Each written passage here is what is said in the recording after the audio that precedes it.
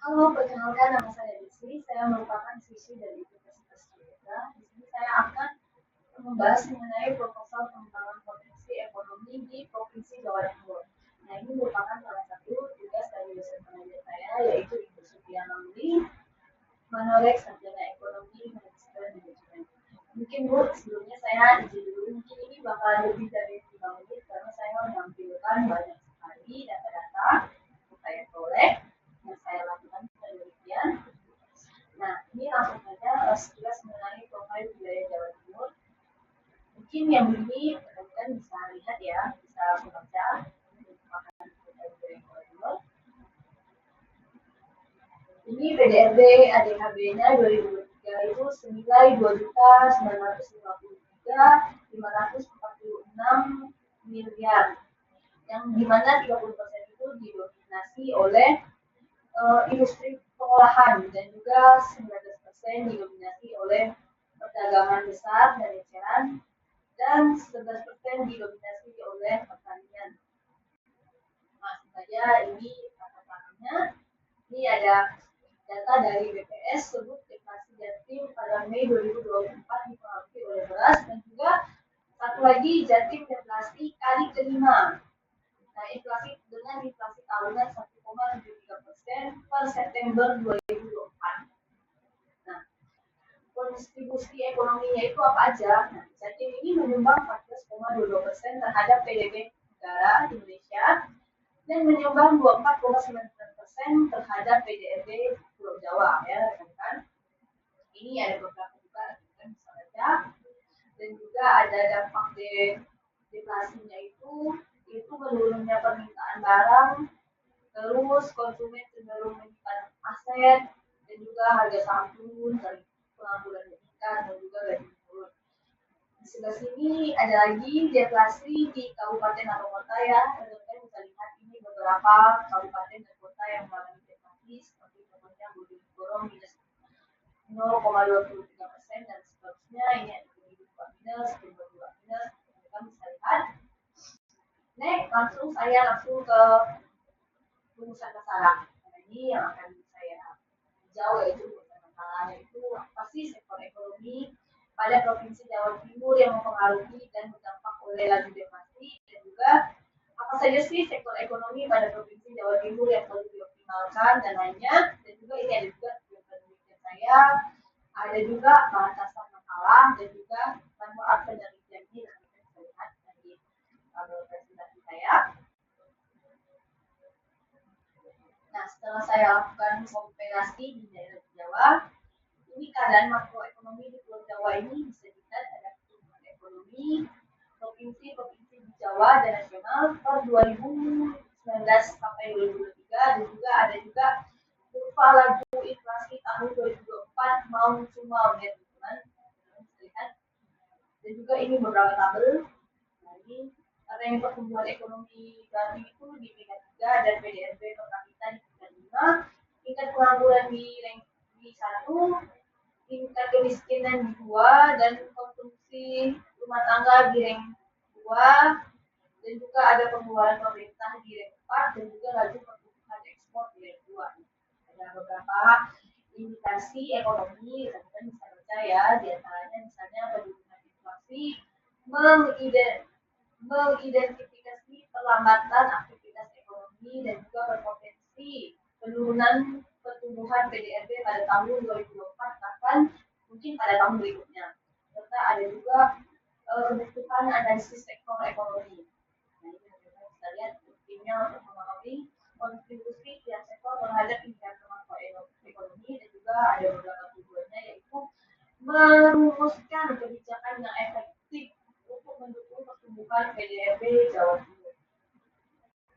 Ini teman-teman bisa lihat untuk kurva yang telah saya sampaikan, kontribusi dan pertumbuhan PDRB berdasarkan lapangan usaha di daerah Jawa Timur. Berdasarkan grafik kontribusi PDRB Jawa Timur itu berdasarkan lapangan usaha selama periode 2015 hingga 2023, kita dapat melihat beberapa sektor yang mendominasi yaitu industri pengolahan, perdagangan besar, eceran, reparasi mobil dan sepeda motor, pertanian, kehutanan dan perikanan, serta konstruksi.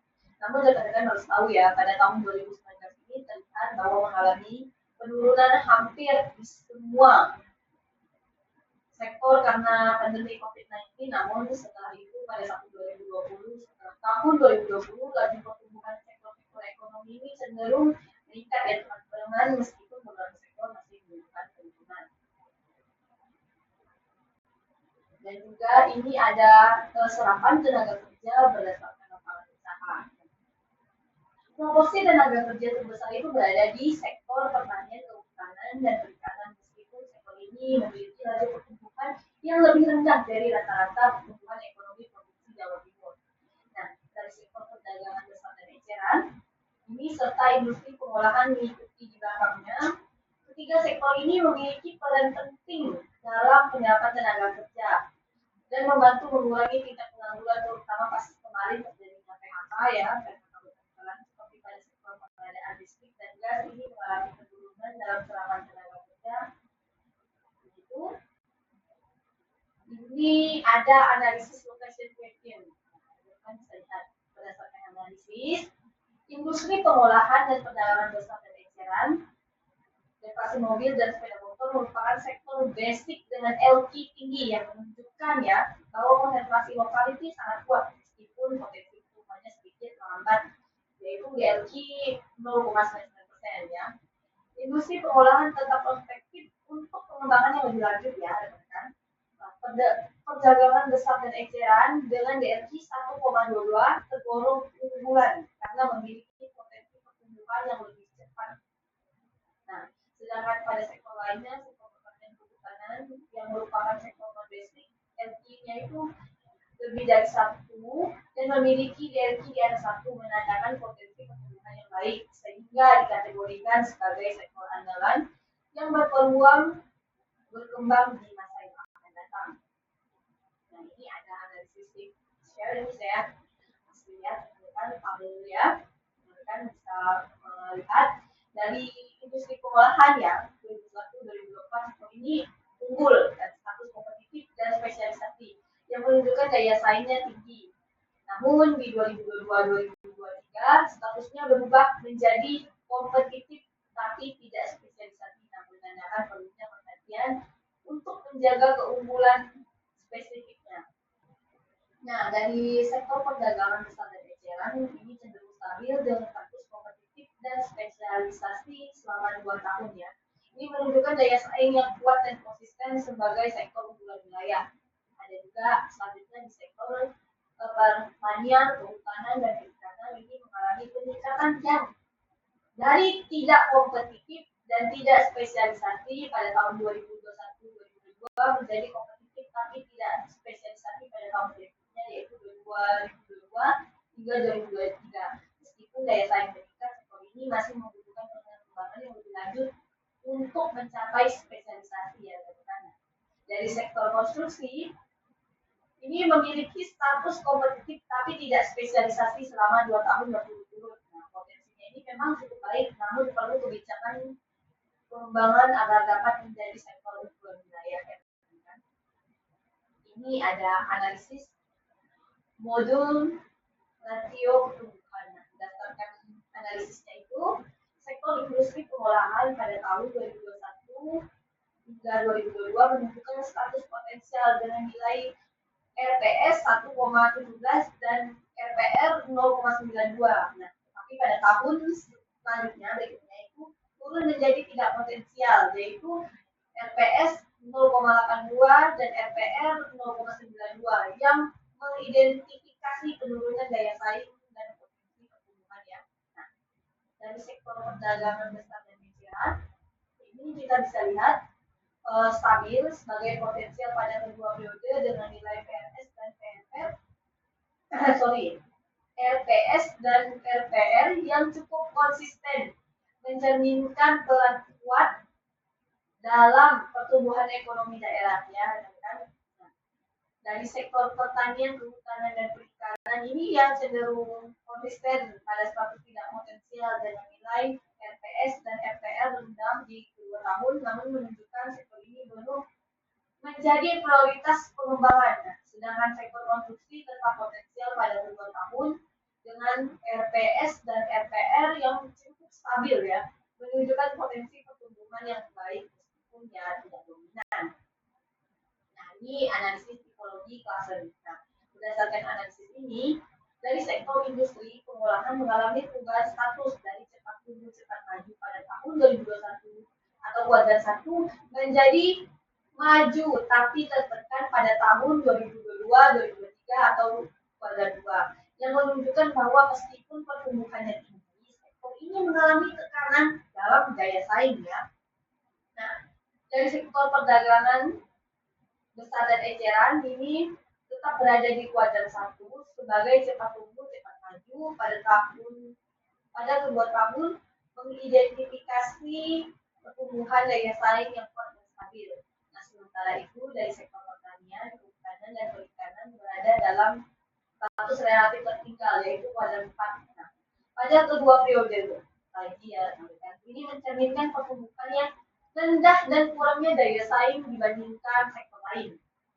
Selanjutnya ada sektor konsumsi berada di kuadran 3 ya, ini lumayan berkembang ya, udah cepat pada 2 tahun yang menunjukkan pertumbuhan yang cukup baik namun belum memiliki daya saing yang signifikan tapi ya belum cukup lah untuk mencapai kuadran 1 atau kuadran 2. Ini ada hasil overlay dari kalau dari industri pengolahan sektor itu menunjukkan performa yang sangat kuat pada tahun 2021 ke 2022 dan konsisten pada tahun 2022 dan 2023. Semua indikator termasuk potensi RPS, basic atau LQ, kompetitif, engineering dengan spesialisasi memiliki nilai positif di kedua tahun ini menunjukkan bahwa industri pengolahan tidak hanya memiliki keunggulan lokal yang kuat, tetapi juga kompetitif dalam skala yang lebih luas serta merupakan sektor spesialisasi utama dalam wilayah tersebut. Ini ada interpretasi hasil analisis ya, kan? Ini lumayan. Walaupun kita lihat sendiri penjelasannya sebenarnya lumayan panjang karena ini tuh detail ya, teman-teman. Karena nah, ini langsung saja di penurunan ekonomi PDRB ini kenapa ini terjadi akibat melemahnya sektor-sektor utama seperti industri pengolahan, pertanian, kehutanan dan perikanan serta konstruksi. Nah, pengeluaran pemerintah itu rendah karena kenapa? Lajunya pertumbuhan pengeluaran pemerintah di Jatim yang hanya 0,74%, lebih rendah bahkan dibandingkan dari rata-rata nasional yaitu 1,62%. Ini mengakibatkan dukungan bagi sektor-sektor ekonomi di daerah. Nah, kalau kinerja sektor yang tertinggal, ini tuh berdasarkan overlay 2023, sektor pertanian dan industri pengolahan mengalami pertumbuhan yang lambat, meskipun penyerap banyak tenaga kerja berpenghasilan rendah. Meskipun dia itu menyerap tenaga kerja, namun berpenghasilan rendah ya, teman-teman. Jadi belum bisa menjadi penggerak utama ekonomi. Dampak dari inflasi dan deflasi ini apa? Yaitu kelompok makanan, minuman, dan tembakau menjadi penyumbang utama inflasi, terutama dari komoditas seperti beras, cabai rawit, dan cabai merah. Ini menurunnya permintaan komoditas yang berpotensi memicu deflasi ya. Nah, penurunan konsumsi rumah tangga ini terjadi karena konsumsi rumah tangga daya beli masyarakatnya berkurang ya. Jadi terjadi penurunan konsumsi rumah tangga sekitar 1,05% dari 2022 ke 2023. Nah, sedangkan sektor pergerakan ekonomi itu menunjukkan hasil yang positif semua variabel itu yaitu berpotensial, basic, kompetitif, dan spesialisasi sehingga menjadi penggerak utama ekonomi di Jatim. Nah, usulan kebijakan menurut saya diperlukan kebijakan untuk mempercepat pertumbuhan sektor tertinggal, memanfaatkan peluang bisnis yang sesuai dengan bidang pekerjaan penelitian untuk meningkatkan kesejahteraan ekonomi ke depannya. Ini penentuan kriteria dan subkriteria. Ini saya ya. Kalau kriteria, usulan harus memiliki dampak terhadap ekonomi, yaitu pertumbuhan ekonomi dan lapangan kerja. Usulan harus realistis dan mudah untuk diterapkan. Usulan harus memberikan dampak positif terhadap lingkungan dan sustainability. Usulan harus mengadopsi teknologi untuk efisiensi dan inovasi. Nah, sedangkan dari sub kriteria yang terdekat ini ada transportasi dan pergudangan, terus ada industri pengolahan, ada juga pengadaan listrik dan gas, ada juga penyedia akomodasi makanan dan minuman, ada juga informasi dan komunikasi. Nah, mereka semua ini juga merupakan salah satu ya dari kriteria menurut saya. Next, ada metrik perbandingan berpasangan. Dalam memberikan usulan kebijakan tentu saja membutuhkan prioritas sektor yang lebih diperhatikan. Nah, tujuannya dalam pembentukan skala prioritas akan membuat hasil kebijakan jauh lebih efisien dan lebih cepat untuk diterapkan. Oleh karena itu akan digunakan metrik perbandingan berpasangan untuk mengetahui mana sih sektor yang lebih diprioritaskan. Nah, selanjutnya adalah menghitung rasio konsistensi tahapan. Ini diukur dalam AHP, adalah rasio konsistensi dengan melihat indeks konsistensi ya teman-teman. Konsistensi yang diharapkan adalah mendekati sempurna agar menghasilkan keputusan yang mendekati valid. Walaupun sulit untuk mencapai sempurna, rasio konsistensi diharapkan kurang dari atau sama dengan 10%. Nah, ini rekan-rekan ya, rekan-rekan bisa lihat usulan kebijakan pertumbuhan ekonomi dari penelitian saya dapat saya berikan yaitu pengembangan logistik lintas seperti penerapan telepon dan AI untuk efisiensial perdagangan dan pemantauan pengiriman, serta ada optimalisasi jalur distribusi dengan cara pemanfaatan analisis data untuk jalur distribusi agar efisien dan mengurangi biaya logistik dan mempercepat pengiriman. Selanjutnya ada meningkatkan infrastruktur transportasi yang baik, sangat penting dan krusial ya, apalagi infrastruktur transportasi ini menurut saya sangat diperlukan untuk mendorong pemerataan ekonomi juga, karena kalau misalnya transportasinya agak sulit, jalannya juga akses jalannya sulit, ini juga sangat diperlukan. Next ada industri pengolahan. Ini ada inovasi produk saya, terus ada digital proses produksi, yaitu dengan otomatisasi teknologi untuk efisiensi dan meningkatkan kapasitas produk dan lain-lainnya. Itu kita bisa baca juga, ini ada pengadaan listrik dan gas. Selanjutnya, ini pemanfaatan peluang Surabaya Depshop, di mana ini tempat saya bekerja ya, menurut saya, yaitu transportasi dan pergudangan, yaitu investasi rantai pasokan efisien, yaitu dengan cara bekerja sama dengan jasa logistik handal untuk pengiriman peralatan selam. Nah, kalau dari bagian optimalisasi pengolahan stok itu pemanfaatan teknologi, yaitu pelacakan investasi real time. Next itu ada manufacturing. Dari sini kita bisa menggunakan produk ramah lingkungan, tentunya itu menjual produk yang bahan daur ulang atau ramah lingkungan, terus bisa memproduksi produk yang berkualitas, yaitu menawarkan produk inovatif dengan kualitas tinggi. Selanjutnya ini kalau turis ya, itu biasanya kolaborasi dengan resort atau dive center atau tempat-tempat wisata yang berhubungan dengan diving atau free diving. Ini seperti menyediakan paket makan dan minuman bagi pelanggan yang ikut dalam kegiatan senam. Biasanya ini langsung ikut ya, paket diving, terus makanan, minuman, dan hotel misalnya. Terus adanya inovasi dan komunikasi, yaitu seperti promosi digital, yaitu pemanfaatan ya online, media sosial, dan juga e-commerce untuk promosi produk dan layanan. Terus adanya pembangunan komunitas online, membuat grup atau menciptakan komunitas online bagi penyelam agar bisa sharing.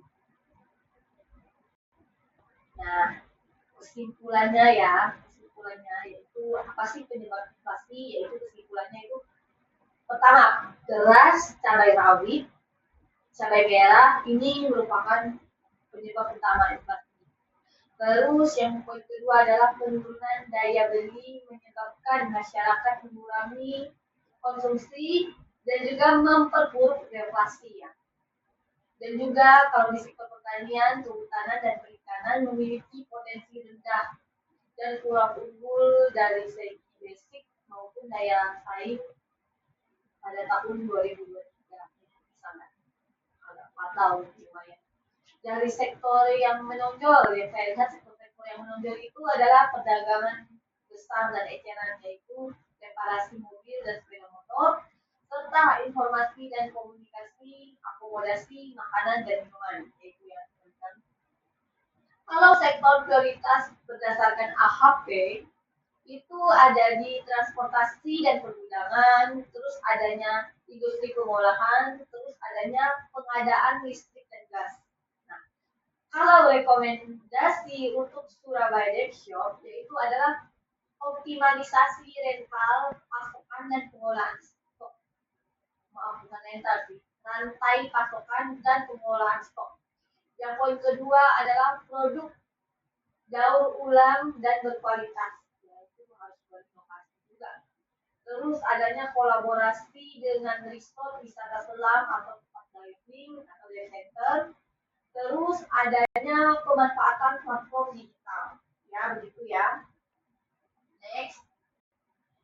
Terima kasih untuk mendengarkan presentasi saya dan maaf ini waktunya saya sampai 20 menit karena memang poin-poin yang saya sampaikan juga banyak lupa dan juga banyak data-data yang harus juga saya jelaskan.